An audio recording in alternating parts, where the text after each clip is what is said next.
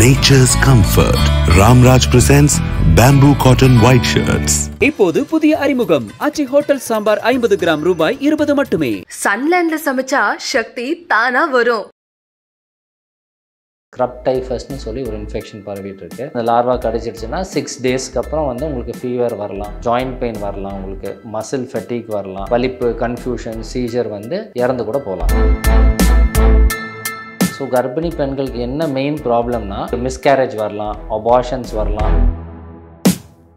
பர்டிகுலராக ரெண்டு characteristic symptoms இருக்குது. கடிச்ச இடத்துல அப்படியே கருப்பாக மாறிடும். எங்கெல்லாம் புதர்கள் நிறைய இருக்குது, காடுகள் நிறைய இருக்கோ அந்த இடத்துல தான் இந்த மைட்ஸ் வந்து அந்த மைட் இன்ஃபெக்ஷன் மூலமாக இது வந்துட்டு இருந்தது. அதனால சென்னைக்குள்ளே அதிகமாக இருக்குது. 23% ஆஃப் ஃபீவர் வந்து ஸ்க்ரப் டைஃபஸாக இருக்கிறதுக்கு வாய்ப்பு இருக்குன்னு ஒரு இப்போ ரிசர்ச். அன்பு வணக்கங்கள். இன்று நம்முடன் plastic and cosmetic surgeon doctor Charan அவர்கள் நம்மோடு இணைந்துள்ளார். அவரோட நிறைய விரிவாக விவாதிக்க போகிறோம். வணக்கம் சார். வணக்கம் சார். இப்போ சமீப காலமாக ஒரு ரீசெண்டாக சென்னை மற்றும் சென்னை சுற்றுப்புற மாவட்டங்களில் ஒரு விதமான வைரஸ் வந்து பரவுது. அது கொஞ்சம் டேஞ்சர் வைரஸ் அப்படின்லாம் சொல்கிறாங்க. அந்த வைரஸுடைய தன்மை என்ன, அது எது மாதிரியான பாதிப்பை ஏற்படுத்தும்? ரீசெண்டாக இப்போ ஸ்க்ரப் டைஃபஸ்னு சொல்லி ஒரு இன்ஃபெக்ஷன் பரவிட்டு இருக்கு. பட் அது நீங்கள் சொன்ன மாதிரி வைரஸ் இல்லை, இது ஒரு பாக்டீரியா. ஓகே, இது ரொம்ப நாளாகவே இந்த பாக்டீரியல் இன்ஃபெக்ஷன் வந்துகிட்டே இருக்குது. இதுக்கு காசேட்டுவது வந்து ஆரியன்ஷியா சுட்சுகாமுஷின்னு சொல்லி அதோட பாக்டீரியா பேர். இது எப்படின்னா அதை ஒட்டுண்ணின்னு சொல்லுவோம், மைட்ஸ்ன்னு சொல்லுவோம். அது மூலமாக இது பரவுது பேசிக்காக. ஸோ இப்போது சென்னை, வெள்ளூர், திண்டுக்கல், திருவள்ளூர்லலாம் நிறைய அவுட் பிரேக்ஸ் நிறைய இருக்குதுன்னு சொல்கிறாங்க. ஏன்னா இப்போ என்னென்னா அது யூஸ்வலாக இந்த எங்கெல்லாம் புதர்கள் நிறைய இருக்குது, காடுகள் நிறைய இருக்கோ அந்த இடத்துல தான் இந்த மைட்ஸ் வந்து அந்த மைட் இன்ஃபெக்ஷன் மூலமாக இது வந்துட்டு இருந்தது. இது ரொம்ப நாளாக இருந்துட்டு தான் இருக்குது. இது ஒன்றும் புது ஆர்கானிசம் கிடையாது, ரொம்ப நாளாக இருக்க ஆர்கானிசம் தான்.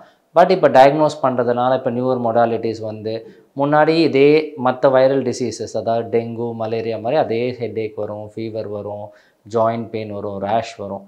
அதனால் நிறைய ஓவர்லாப்பிங் டயக்னோசிஸ் இருந்ததுனால நிறைய மிஸ் ஆகிருக்கு. இப்போ ரொம்ப காமனாக டயக்னோஸ் பண்ணுறாங்க. இதனோட சிம்டம்ஸ் என்ன சார், இது எப்படி கண்டுபிடிக்கிறது? ஸோ இப்போது இன்ஃபெக்ஷன் ஆகிடுச்சு, இப்போது கடிச்சிருச்சு, அந்த லார்வா கடிச்சிருச்சுன்னா 6 டேஸ்க்கு அப்புறம் உங்களுக்கு ஃபீவர் வரலாம், ஹெட்டேக், அதுக்கப்புறம் ஜாயிண்ட் பெயின் வரலாம், உங்களுக்கு மசில் ஃபெட்டிக் வரலாம், stomach symptoms, கேஸ்ட்ரோஇன்டெஸ்டைனல் symptoms like vomiting, diarrhoea வரலாம். இதையும் தாண்டி கொஞ்சம் சிவியரான கேசஸில் ரொம்ப சசப்டபிள் இண்டிவிஜுவல்ஸில் அதாவது ரொம்ப யங்காக இருக்காங்க, இல்லை ரொம்ப ஓல்டு, அவங்களோட எதிர்ப்பு சக்தி ரொம்ப கம்மியாக இருக்கவங்களுக்கு இது வலிப்பு, கன்ஃபியூஷன், சீஜர் இறந்து கூட போகலாம். உயிரிழப்புகள் நடக்க கூட வாய்ப்பு இருக்குது. எஸ், 33% சான்சஸ் இருக்குது. அன்டயக்னோஸ்டாக நம்ம அப்படியே அன்டயக்னோஸ்டாக விட்டுட்டோம். நான் சொன்ன மாதிரி சசப்டபிள் இண்டிவிஜுவல்ஸ், அதாவது மோர் காமன் எங்கன்னா சின்ன குழந்தைங்களில், அப்புறம் ஓல்டர் அடல்ட்ஸ், அதாவது ரொம்ப வயசானவங்க, இல்லை வேறு ஏதாவது டிசீஸ்னால அவங்களுக்கு ரொம்ப அவங்களோட எதிர்ப்பு சக்தி ரொம்ப கம்மியாக இருக்குது. அண்ட் கர்ப்பிணி பெண்களுக்கு ரொம்ப காமனாக அவங்க தான் ரொம்ப சசப்டபிள் ஏஜ் குரூப்பில் இருக்கிறதுனால கொஞ்சம் கேர்ஃபுல்லாக இருக்க வேண்டியதாக இருக்குது. கர்ப்பிணி பெண்களுக்கு என்ன மாதிரியான பாதிப்பு சார்? ஸோ கர்ப்பிணி பெண்களுக்கு என்ன மெயின் ப்ராப்ளம்னா, இதை டயக்னோஸ் பண்ணிட்டோம், இதுக்கு ட்ரீட்மெண்ட் கொடுக்கறதுக்கு ஆன்டிபயோட்டிக்ஸ் கொடுக்கலாம். பட் ஜென்ரலாகவே ப்ரெக்னென்சியில் சர்டன் ஆன்டிபயோட்டிக்ஸ் மட்டும்தான் வேலை செய்யும், கொடுக்கறதுக்கு அலோவ் பண்ணுவாங்க. ஏன்னா மற்ற ஆன்டிபயோட்டிக்ஸ் அதாவது குழந்தைக்கு ஏதாவது பாதிப்பு ஏற்பட்டுரும் சொல்லி நம்ம கொடுக்க மாட்டோம். அதனால் இப்போ செகண்ட் அண்ட் தேர்ட் ட்ரைமிஸ்டர், அதாவது 3 மாதத்துக்கு அப்புறம் இருக்க எல்லா கர்ப்பிணி பெண்களுக்கு மிஸ்கேரேஜ் வரலாம், அபார்ஷன்ஸ் வரலாம். அப்படி இல்லை நல்லா அதாவது குழந்தை பிறக்குது, நல்ல ப்ராப்ளம் இல்லாமல் குழந்தை பிறக்குதுன்னா அந்த குழந்தைக்கு ஏதாவது க்ரோத் அனாமலிஸ் ஏதாவது வரத்துக்கு வாய்ப்பு இருக்குது. ஸோ இது கர்ப்பிணி பெண்கள் ஒரு பெரிய அளவில் இதில் பாதிக்கப்படுறாங்க. பெரிய அளவில் பாதிக்கப்படுறாங்கன்னா அவங்க ரொம்ப ரிஸ்க் ஃபேக்டர், ரொம்ப ஹை ரிஸ்க் குரூப்பில் இருக்காங்க. இதில் அவங்களுக்கு ஈஸியாக அவங்களுக்கு காம்ப்ளிகேஷன் வரதுக்கு சான்ஸ் இருக்குது. ஏன்னா அது ஒரு தடவை நம்மளால் ஆன்டிபயோட்டிக் கொடுக்க முடியாததுனால அதாவது 3 மாதத்துக்கு அப்புறம் நம்மளால் சில டாக்ஸிசைக்ளின் தான் ஃபர்ஸ்ட் லைன் ஆஃப் ட்ரக், அதை கொடுக்கறதுக்கு சில பேர் தயங்குவோம். ஏன்னா அது ஏதாவது குழந்தைய பாதிச்சிருமோன்னு சொல்லி. அதனாலேயே அவங்களுக்கு ப்ரெக்னென்சி லாஸ் ஏற்படலாம், மிஸ்கேரேஜ் ஏற்படலாம். ஏன்னா அது ஃபிப்ரைல் இல்னஸ் போய் அதனால் காம்ப்ளிகேட் ஆகிறதுக்கு சான்சஸ் இருக்குது. ஸோ இந்த மாதிரி ஒரு ப்ரீ சிம்டம் சொன்னீங்க சார், இதெல்லாம் நடக்கும் அப்படின்னு. ஆஃப்டர் மேத் இது சிவியர் கண்டிஷன் போகிறப்ப அந்த பேஷண்ட்டுக்கு என்ன ஆகுது? ஒரு கர்ப்பிணி பெண்ணை எடுத்துக்கோமே, அந்த பெண்ணுக்கு என்ன ஆகுது? ஸோ இனிஷியலாக அந்த 6 டேஸ்க்கு அப்புறம் நார்மலாக வருது. ஏன்னா இது மற்ற வைரஸோட ஓவர்லாப் ஆகுது. இப்போ ஜாயிண்ட் பெயின் வருது, மலேரியாவில் வரலாம், டெங்குவில் வரலாம், ஸோ மற்ற வைரல் இல்னஸ் இன்ஃப்ளூயன்ஸால் கூட வந்து பாடி பெயின் எல்லாமே வரலாம். அதை நம்ம மிஸ் பண்ணுறோம். இன்கேஸ் அதை டயக்னோஸ் பண்ணலை, இல்லை அவங்க இது நார்மல் பெயின் தான், வைரல் இல்னஸ் தான், தானாக சரியாக போயிடும் விட்டுடுறாங்க அப்படின்னா தென் நெக்ஸ்ட் ஸ்டேஜ் போக ஆரம்பிக்கும். ஸோ வயிறு வலி ஆரம்பிக்கலாம், வாந்தி, அதுக்கப்புறம் டயரியா வரும், அதுக்கப்புறம் வந்து வலிப்பு மாதிரி வரும், சீஜர்ஸ் மாதிரி வரும். அந்த ஸ்டேஜினும் இது பண்ணலைன்னா கோமா போகலாம், அப்புறம் உயிரிழப்பு கூட சான்ஸ் இருக்குது. நெக்ஸ்ட் சார், இது தக்காளி ஜுரம் அப்படின்னு சொல்லிட்டு ஒரு காயின் பண்ணுறாங்க, அதுக்கும் இதுக்கும் என்ன தொடர்பு? பேசிக்காக இது தக்காளி ஜுரம். ஏன்னா இது வர ரேஷஸ் வந்து அந்த பிங்க் கலரில் வரும் ரேஷ். இது வரும்போது இதுக்கு பர்டிகுலராக ரெண்டு கேரக்டரிஸ்டிக் சிம்டம்ஸ் இருக்குது. கடிச்ச இடத்துல அப்படியே கருப்பாக மாறிடும். அந்த இடத்துல ஸ்கேப் ஃபார்மேஷன் இல்லை எஷ்ஆர் ஃபார்மேஷன் சொல்லுவோம். யூஸ்வலாக பேர்ன் பேஷண்ட்ஸுக்கு நல்லா டீப்பாக பேர்ன் ஆச்சுன்னா அந்த மாதிரி கருப்பு தோல் மாதிரி ஆகிடும். அதே மாதிரி இந்த கடிச்ச இடத்துல கருப்பாகிறது ஒரு சிம்டம். ரெண்டாவது ரேஷ் வரும், ஒரு பிங்க் கலர் ரேஷ் இருக்கும். அதனால கூட வந்து அதை அப்படி சொல்கிறதுக்கு வாய்ப்பு இருக்குது. சார், இப்போ கடிச்ச இடத்துல மட்டும்தான் அந்த ரேஷஸ் இருக்குமா, இல்லை ஆல் ஓவர் பாடி ஸ்ப்ரெட் ஆகுமா? ரேஷஸ் வந்து ஆல் ஓவர் த பாடி இருக்கும். நான் சொன்ன அந்த கருப்பு எஷ்ஆர்ன்றது அந்த கடிச்ச இடத்துல மட்டும்தான் இருக்குது. அதை சுற்றி சரௌண்டிங் ஏரியாவில் மட்டும் இருக்கிறதுக்கு வாய்ப்பு இருக்குது. சார், இப்போது இந்த மாதிரியான ஒரு அஃபெக்ட் ஆகுறப்ப நம்ம ஃபஸ்ட்டு என்ன ப்ரிகாஷன்? ஸோ இனிஷியலாக ஃபஸ்ட்டு போய் ஒரு டாக்டரை போய் பார்த்துட்டாங்கன்னா அதுக்கப்புறம் அதை டயக்னோஸ் பண்ணுவாங்க. ஏன்னா அந்த டயக்னோசிஸ் இது ஏன் இவ்வளோ நாள் மிஸ் ஆகிருக்கு அப்படின்னா, இதை டயக்னோஸ்டிக் மெத்தட்ஸ் எதுவுமே ரொம்ப பர்டிகுலராக கிடையாது இதுக்கு. ஏன்னா நிறைய வந்து மிஸ்டயக்னோசிஸ் இருக்குது. ஏன்னா இதை கல்ச்சர் எடுக்கலான்னு சொன்னால் அந்த கல்ச்சர் எடுக்கிறதுக்கு லைவ் பாக்டீரியாவோட நம்ம வந்து இது பண்ணணும். அது ரொம்ப ஹை ரிஸ்க்காக இருக்குது. ஏன்னா இது வந்து பரவறதுக்கு வாய்ப்பு ரொம்ப அதிகமாக இருக்கிறதுனால. ஸோ அதனாலே இந்த கல்ச்சர் எடுக்காமல் இருக்குது. அண்ட் கல்ச்சர் எடுத்தால் ஒரு 4 வாரம் வரைக்கும் வெயிட் பண்ணுறது, அதுக்குள்ளே சிம்டம் டெவலப் ஆகி காம்ப்ளிகேஷன் டெவலப் ஆகுது. இதனாலேயே வந்து டயக்னோசிஸ் கம்மியாக இருக்குது. ஸோ இனிஷியல் ஃபஸ்ட்டு வந்து நம்ம ஒரு டாக்டரை பார்த்துட்டு அதுக்கப்புறம் அவங்க என்ன கொடுக்குறாங்கன்னா, இப்போது ஃபஸ்ட் லைன் ஆஃப் ட்ரீட்மெண்ட்டுன்னு பார்த்தீங்கன்னா டாக்ஸிசைக்ளின் இல்லை அசித்ரோமைசின் தான். ரெண்டுமே காமனாக கிடைக்கிற ஒரு ஆன்டிபயோட்டிக் தான் இது. பட் ஆனால் அவங்கள பார்த்து இந்த ஜுரம் தானான்னு கன்ஃபார்ம் பண்ணி அதுக்கு எடுத்துட்டாங்கன்னா கரெக்டாக இருக்கும். ஏன்னா வைரல் இல்னஸ்க்கு இது வேலை செய்யாது இந்த ஆன்டிபயோட்டிக்ஸ். அது ஸோ இது ஒரு ரிஸ்க் ஃபேக்டர். ஆமாம், அதுவும் ட்ரீட்மெண்ட் வந்து செல்ஃப் ட்ரீட்மெண்ட் எடுக்க வேணாம், டைரெக்டாக போய் பார்க்கலாம். ஏன்னா நான் போய் குழந்தைங்களுக்கு வந்திருக்கு இந்த மாதிரி ரேஷ் வந்திருக்கு, அது மலேரியா தானே, இல்லை வீட்டிலேருந்து நார்மல் டெங்கு ஜுரமாக இருக்கலாம், இல்லை மலேரியா ரேஷ் தானே சரியாக போயிடும் அப்படின்னு சொல்லி இருந்தாங்கன்னா அது காம்ப்ளிகேஷன் வரதுக்கு சான்சஸ் இது ஸ்க்ரப் டைஃபஸாக இருக்கலாம். ஏன்னா இப்போ ரீசெண்டாக ரெயின்ஃபால் வந்து ரொம்ப ப்ரெடிக்டிவாக வந்துட்டுருக்கு நம்மளுக்கு இப்போ சென்னையில். ஸோ மாய்ஸ்சர் எங்கெல்லாம் அதிகமாக இருக்கோ அந்த இடத்துலலாம் இது பரவறதுக்கு சான்ஸ் அதிகமாக இருக்குது. அதனால சென்னைக்குள்ளே அதிகமாக இருக்குது இப்போது. ஏன்னா அதுவும் ஸ்ப்ரெட்டு பார்த்திங்கன்னா ஆகஸ்ட்லேருந்து ஃபெப்ரவரி வரைக்கும் தான் அதிகமாக இருக்கும். அதுக்கப்புறம் வந்து ஸ்ப்ரெட் அப்படியே கம்மியாகிட்டு வரும். ஏன்னா வந்து நல்ல வெயில் காலம் வரதுனால இந்த மைட்ஸ் வந்து அதில் வளராது.